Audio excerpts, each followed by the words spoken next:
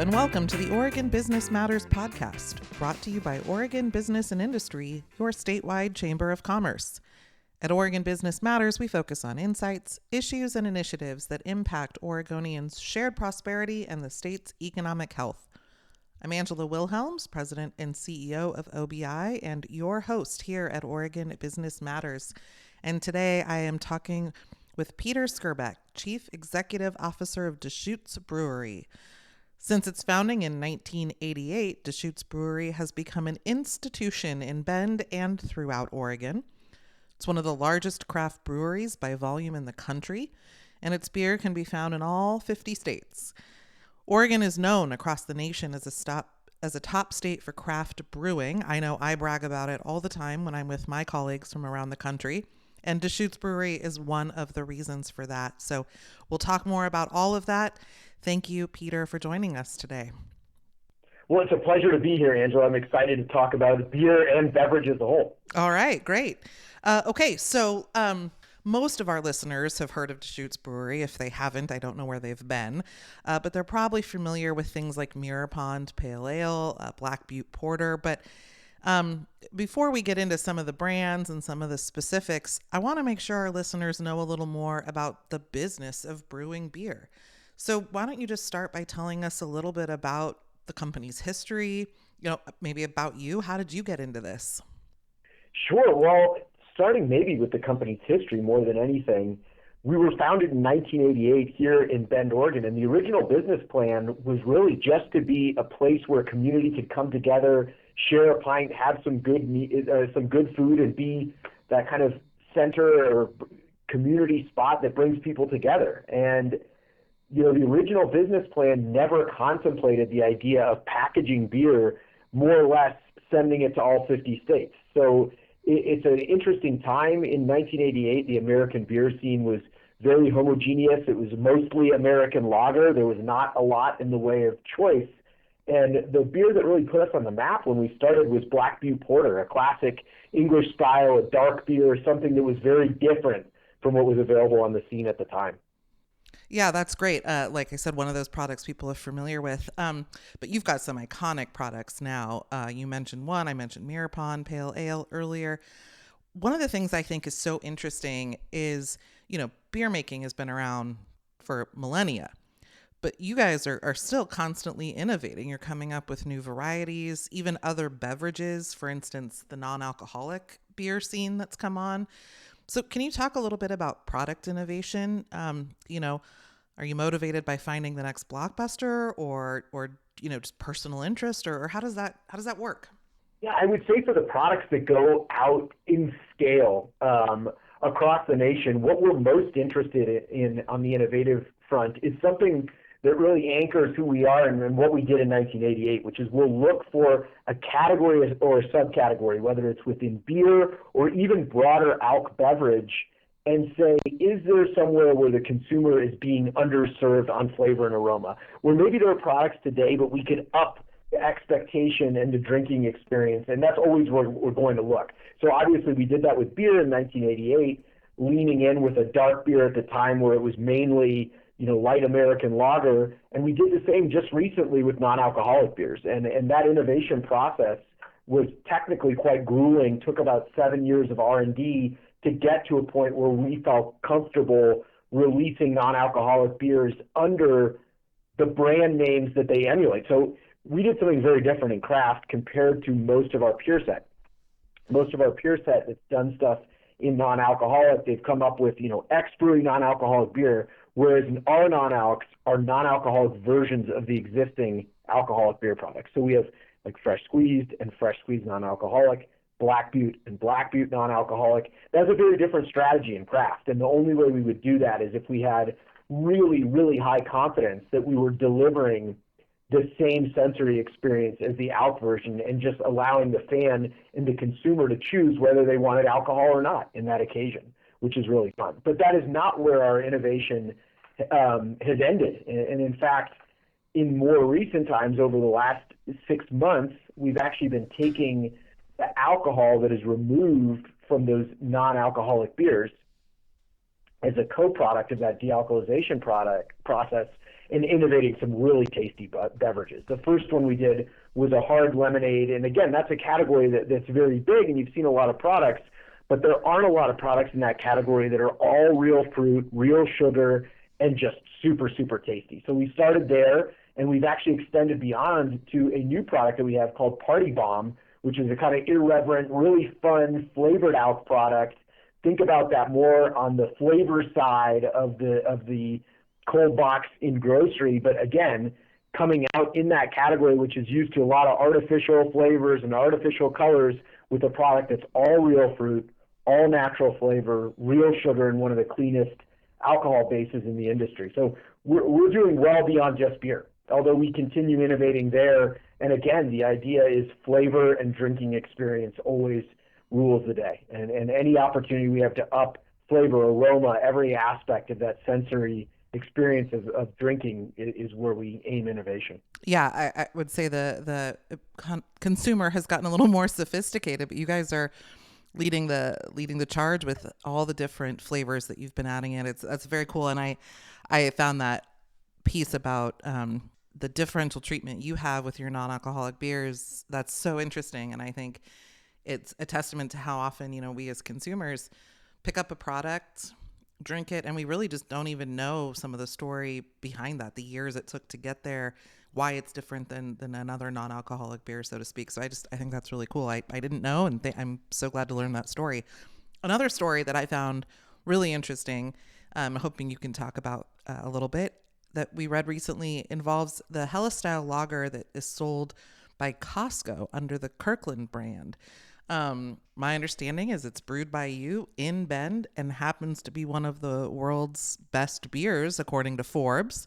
So tell me a little more about that product and how did the collaboration between Deschutes and Costco happen? Yeah, so it's a fantastic product. And the really fun thing there is that was something that we brewed just really as an homage to this traditional German style Helles lager, which is a really malt-forward, well-constructed, super tasty beer.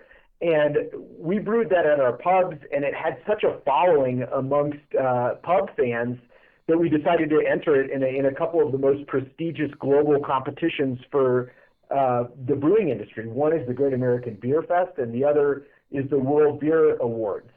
And we entered and won a gold medal at GBF, and then kind of said, well, this is a great beer at the pub. And we'd had an existing relationship with Costco, and Costco, of course, wants to deliver products that really wow their members and deliver extraordinary value.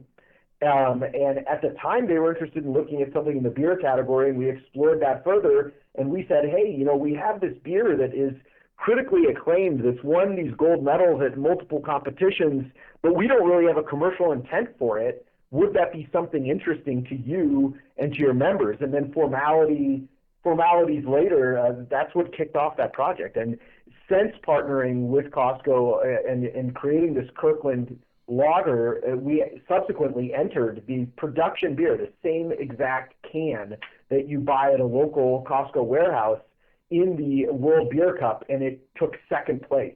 And a fun thing there is that's a global competition. It took second place, and the Germans actually took third. Oh, man, I was going to say, how did the Germans feel about that? I think that's where I think the team at Costco should be very, very proud of the numbers. That's great. I'm half German, so, I'm very happy all the way around with that story. Okay, so one of the other things I wanted to chat with you about is just Bend, the community of Bend. It's one of the nation's best known craft beer towns. It's you guys have obviously played a huge role in the city's evolution. Many people who have worked at Deschutes have gone on to start their own breweries over the years. On one hand, that's got to be pretty gratifying. I mean, you're training the industry and seeing this whole ecosystem evolve. On the other hand, you're also kind of training your future competition. So that's got to be a little awkward. But, how do you guys think about the community of Bend and the people and the knowledge you're infusing and growing throughout that community? Well, Angela, as I was sharing at the beginning, being founded in Bend in 1988, when Bend was a very different place and still recovering from an economic standpoint from having lost a lot of the forest products industry, community has always been at the center of what we do. From Gary's onset vision of what the pub would be and the purpose it served in community to today, that's been at the center. And Bend and Deschutes Brewery are integrally intertwined and always will be. And it's when I think about the beers that have put us on the map and those beers that are distributed nationally and internationally, they're named for iconic spots here in Bend or the Central Oregon region, whether it's Mirror Pond Pale Ale that's right downtown Mirror Pond, or Black Butte Porter named after the giant butte only a few miles from here on the way to Sisters. That tie-in is always tight. And as it pertains to folks coming and working with us and learning from us and deciding to do their own entrepreneurial thing, I think that's great. That's the fabric of craft brewing. It is the idea of learning through kind of almost apprenticeship model and getting on to whatever it is that interests you in the category. We love that. I think it adds an incredible amount of dynamic nature to the overall industry. Yeah, I think it's great, and I love the names, the graphics, the images. They really are in the spirit of where you're located and where your roots are. So that's what's always fun to see as an Oregonian looking at Oregon products. So speaking of place again, your production happens in Bend. Your facility is located, right next to the old mill district. So that means you are operating a manufacturing facility in the middle of a growing, vibrant, reshaped city that's also pretty expensive. Can you talk a little bit about some of the challenges that has meant for you over the years, whether that's physical space or workforce or just costs in general? Yeah, I think most notably costs in general as it applies to our workforce has been the challenge. With the rapid ascension of home prices over the last 6 to 8 years in Bend, that really does put a lot of pressure on our team and anybody that's a working person with a job in Bend, not just in our industry alone. That is a major factor. And of course, our actual physical manufacturing facility, we're located, as you noted, right by the old mill district on what's about 15 acres. The idea of expansion from here, given where land price is, would be very challenging. When we invested in this facility and tilted up our brewery and manufacturing operation, it was when the old mill district was really old mill. It wasn't yet redeveloped into a really smart and cool commercial redevelopment that it is today. And so that cost pressure is very, very real for us, and it's very real for our team. Yeah, that makes sense. And if people have not been there, I encourage people to go by. It's great. One of the things we have to bring up, this is what we do, so I'm going to go there a little bit, but you operate in Bend, we've talked about that, but that's inside Oregon. And we hear from business owners a lot about all of the great advantages Oregon's always had as a place to do business and a place to attract workers, but recently that's become really challenging. We're slipping in a bunch of competitive rankings. You talked about affordability locally. That's a statewide issue. So if you could just offer from your perspective, what are some of the opportunities that still exist here for doing good business in Oregon, and what challenges are you facing?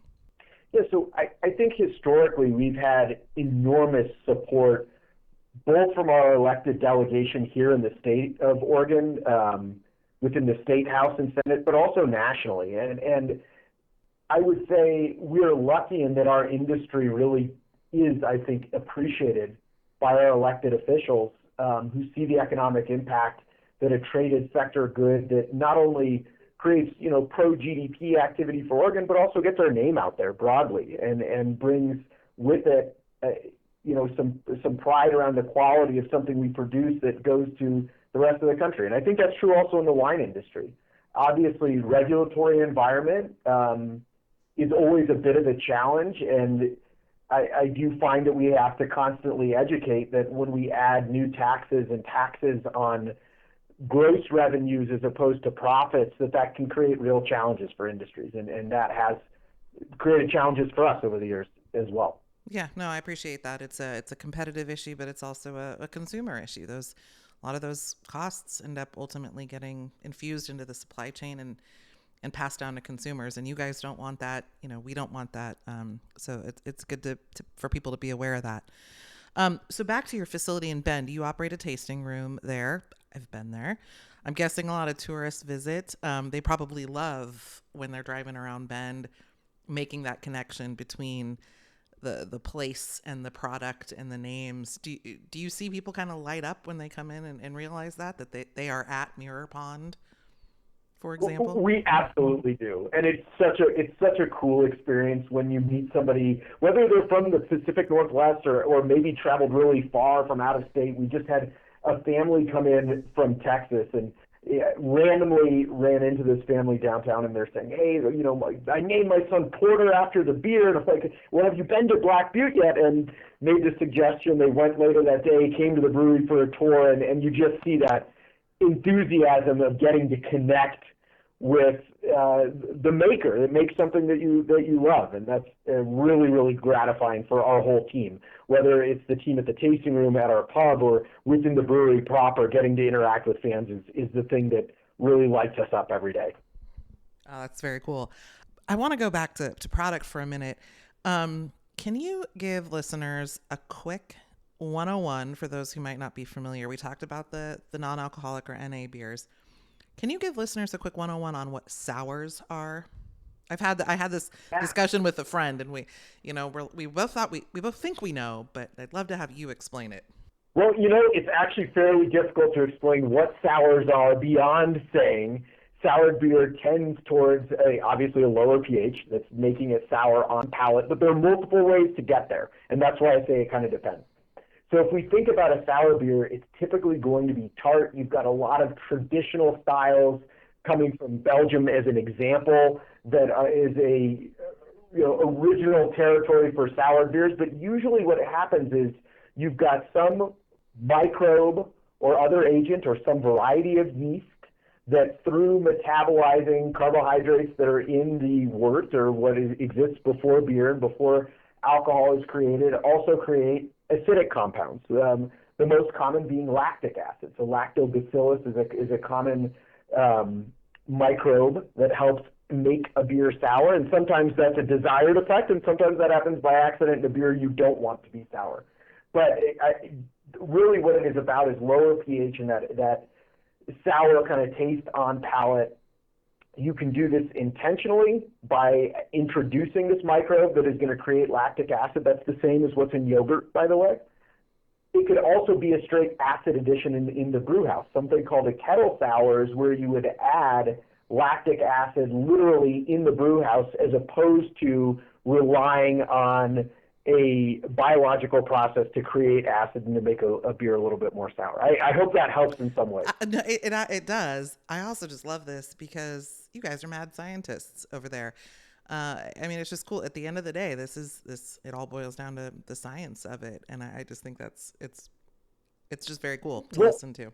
Yeah, there are multifacets to the science and the disciplines that we work with. Obviously, one of which is biology, of course, because we're talking about a bioactive process. And at the end of the day, if you think about our industry as value-added agriculture, we are processing things, cooking things, but then we're reliant on microorganisms to do a lot of the work for us. And that's not a perfectly controlled process, which makes brewing both a lot of science, but also a fair dose of art and nature taking the helm at the direction that beer ultimately goes and how a finished product ends up. Yeah, we have a lot of controls, but we can't control every last thing.